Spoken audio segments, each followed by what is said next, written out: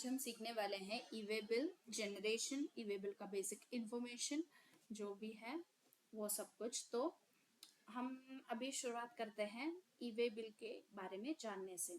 So an e-way bill is a document required for the movement of goods worth more than 50,000 under GST regime. So e-way bill क्या होता है? हम अगर किसी goods को move कर रहे हैं from one place to another, तो हमें उस गुड्स का वैल्यू अगर 50,000 से ज्यादा है तो हमें एक बिल जनरेट करना पड़ता है जिसका नाम है ई-वे बिल। तो बेसिकली ये एक ट्रांसपोर्टेशन के लिए एक डॉक्यूमेंट है जो दिखाता है कि इतना गुड्स यहाँ से from one particular place to another particular place transfer हो रहा है। फॉर एग्जाम्पल, अभी अगर हमारा जो ट्रांसपोर्टेशन है वो within the same state है या आउटसाइड द स्टेट है, बेसिक मैंडेटरी रिक्वायरमेंट क्या है? उसका वैल्यू 50,000 से ज्यादा है, विद इन द स्टेट या आउटसाइड द स्टेट आप ट्रांसफर कर रहे हो।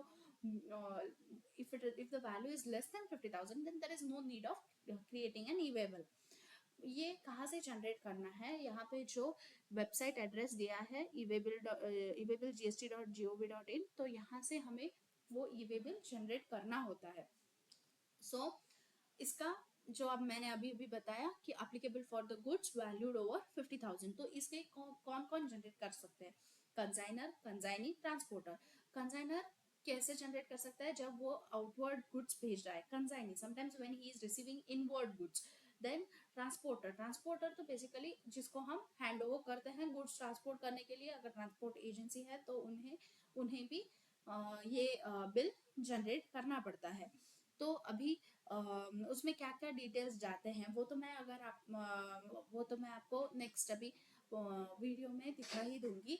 तो उसमें basically invoice number, value, HSN code, vehicle number, फिर डॉक्यूमेंट डेट, ये सारा कुछ जाता है। और ये बेसिकली टैक्स इवेजन मिनिमाइज करने के लिए ये प्रोसीजर फॉलो कर रहे हैं। और इसका बेसिक पर्पस ही ये है कि रियल टाइम हमें पता चले कि मूवमेंट ऑफ गुड्स, हमें बेसिकली किनको कि जीएसटी डिपार्टमेंट को या गवर्नमेंट को ये सारा कुछ पता चले कि रियल टाइम गुड्स मूवमेंट हो रहे हैं और कितने के हो रहे हैं। फिर टैक्स इवेजन करने में पीपल टैक्स इवेजन ना कर पाए, इसलिए ये प्रोसीजर फॉलो किया जाता है।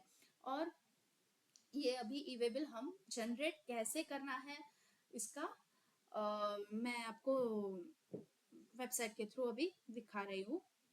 तो बेसिकली जब हम इस यहाँ पे जो दिया है इस वेबसाइट एड्रेस पे अगर हम जाते हैं तो हमें यहाँ पे स्क्रीन ओपन होता है जो ये है। तो यहाँ पे हमें user name, password, captcha code डाल के प्रोसीड कर देना है। वो यूजर नेम जो है, ये यूजर नेम हमें जब हम ई-वे बिल पोर्टल पे रजिस्टर कर लेते हैं तो ये वो वहाँ पे हम यूजर नेम और पासवर्ड क्रिएट करते हैं। इसके लिए मैंने एक सेपरेट वीडियो बना दिया है, आप वो रेफर कर सकते हो। और उसके बाद हम यहाँ पे जो यूजर नेम डालेंगे, पासवर्ड डालेंगे और यहाँ पे कैप्चा कोड डाल देंगे। तो यहाँ पे लॉगिन क्लिक करने से आपका आपका एक रजिस्टर्ड मोबाइल नंबर पे एक ओटीपी जाएगा, तो वो ओटीपी डाल के हमें प्रोसीड कर देना है। तो नेक्स्ट जो स्क्रीन ओपन होता है वो ये है। So generate new, we have to create a new e-way bill. So one by one अगर हम क्रिएट कर रहे हैं, हम जनरेट न्यू इस्तेमाल कर सकते हैं। अगर फॉर एग्जांपल आज के दिन कुछ 10 बिल का आइटम्स भेजना है, तो उन 10 बिलों को हमें एक के बाद एक ई-वे बिल जनरेट करने से अच्छा है कि हम यहाँ पे जनरेट बल्क कर दें। उसी तरह यहाँ पे और ज्यादा ऑप्शंस है। फॉर एग्जाम्पल पार्ट बी जो अपडेट करने के लिए यहाँ पे है व्हीकल इंफॉर्मेशन। अगर जैसे मैंने बोला कि अगर आप जनरेट बल्क कर रहे हो तो बेसिकली आपका 10 व्हीकल्स जाना है, तो उन 10 व्हीकलों के डिटेल्स अपडेट करने के लिए यहाँ पे अपडेट व्हीकल। फिर उसके बाद ये सारा कुछ एक्सटेंड वैलिडिटी यहाँ से कर सकते हैं ऑनलाइन से। अगर जो वैलिडिटी रहता है वो हमें एक्सटेंड करने के लिए यहाँ पे मिल जाता है, कैंसिल करने के लिए यहाँ पे है, प्रिंट करने के लिए, ये सारा कुछ इंफॉर्मेशन यहाँ है।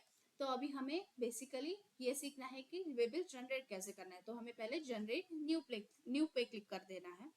जनरेट न्यू पे क्लिक कर देने से हमें जो स्क्रीन मिलता है वो है ये।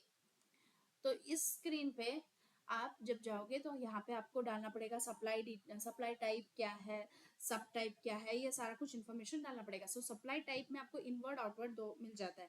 कंसाइनर गुड्स भेज रहा है वो आउटवर्ड करेगा, कंसाइनर अगर ले रहा है तो वो इनवर्ड करेगा। सब टाइप में सप्लाई है, एक्सपोर्ट है, जॉब वर्क है, ये सारे हैं। तो ये अपनी नीड के अनुसार हमें डालने पड़ेंगे। हम एक्सपोर्ट कर रहे हैं तो एक्सपोर्ट सिलेक्ट करेंगे, किसी एग्जीबिशंस में भेज रहे हैं तो वो फॉर ओन यूज है, तो ये सब कुछ बेच रहे हैं तो ये। सो अगर फॉर एग्जांपल अगर हमने अभी सप्लाई सिलेक्ट कर दिया है तो हमारा टैक्स इनवॉइस है, बिल ऑफ सप्लाई है, जो भी है वो यहाँ पे डॉक्यूमेंट टाइप पे आप क्लिक करने से आपको एक लिस्ट मिल जाएगा, उसमें से आपको पर्टिकुलर डॉक्यूमेंट सिलेक्ट करना है। फिर यहाँ पे डॉक्यूमेंट नंबर डालना है, मतलब वो invoice number. Then document date डालना है। फिर कैसा है, bill to ship to, for example the transaction type का मतलब ये है कि अभी अगर हमें यहाँ पे बिल टू शिप टू है तो बिल टू शिप टू अगर हमने सिलेक्ट कर लिया तो फॉर एग्जांपल यहाँ पे ये सारा डिटेल्स आ जाएगा। अभी बिल फ्रॉम, तो यहाँ पे हमें अपना जीएसटी, हम बेच रहे हैं गुड्स तो हमारा जीएसटीएन डालना पड़ेगा। सो जीएसटीएन डालने से ये सारा डिटेल्स ऑटो पॉपुलेट हो जाएगा। उसी तरह यहाँ पे जिनको हम बिल भेज रहे हैं या जिनके लिए हम गुड्स भेज रहे हैं उनका डिटेल्स यहाँ पे डालने से यहाँ अपडेट हो जाएगा डिटेल्स। फिर उसके बाद यहाँ पे आइटम डिटेल्स डालना है। आइटम डिटेल्स में बेसिकली उस प्रोडक्ट का नेम, डिस्क्रिप्शन, HSN, यूनिट जो है, क्वांटिटी, फिर टैक्सेबल वैल्यू, जीएसटी रेट, ये सारा कुछ आ जाएगा। सो एक के बाद एक डालने के लिए यहाँ पे ऐड ऑन करते जाइए। यहाँ पे आप लिस्ट बना सकते हैं। फिर उसके बाद ये सारा डिटेल्स ऑटो पॉपुलेट हो जाएगा। आप जो यहाँ पे टैक्सेबल वैल्यू डालोगे, टैक्सेबल वैल्यू आपको टोटल डालना है ईच आइटम का सेपरेटली। मतलब for example 1 piece cost you 50 rupees, don't put it as 50 rupees. If you are sending 10 pieces then 10 into 50 डाल के वैल्यू, टोटल टैक्सेबल वैल्यू जो है वो डालना है। फिर यहाँ पे टोटल आ जाएगा। फिर उसके बाद ट्रांसपोर्टेशन का डिटेल्स, जो ट्रांसपोर्टर आपको डॉक्यूमेंट्स देता है उसके बेसिस पे ट्रांसपोर्टेशन डिटेल्स यहाँ पे डालना है। और ये यहाँ पे आप जब पिन कोड्स डालोगे ना, ये 2 पिन कोड ऑटो पॉपुलेट हो जाएंगे, तो इनका जो डिस्टेंस का डिफरेंस है वो यहाँ पे ऑटो पॉपुलेट आ जाएगा।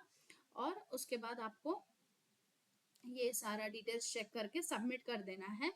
यहाँ पे पार्ट बी का जो डिटेल है वो उसमें यही यही 4-5 इंफॉर्मेशन रहते हैं।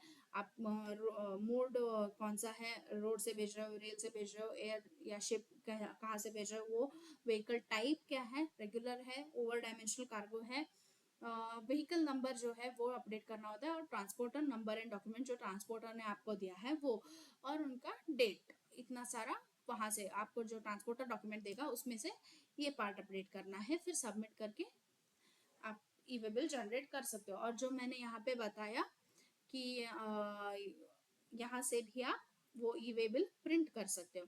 तो बेसिकली यही है, ये बहुत आसान प्रोसीजर है, आप ये आसानी से कर लोगे। इस वीडियो को रेफर करते करते जाना। All the best, thank you.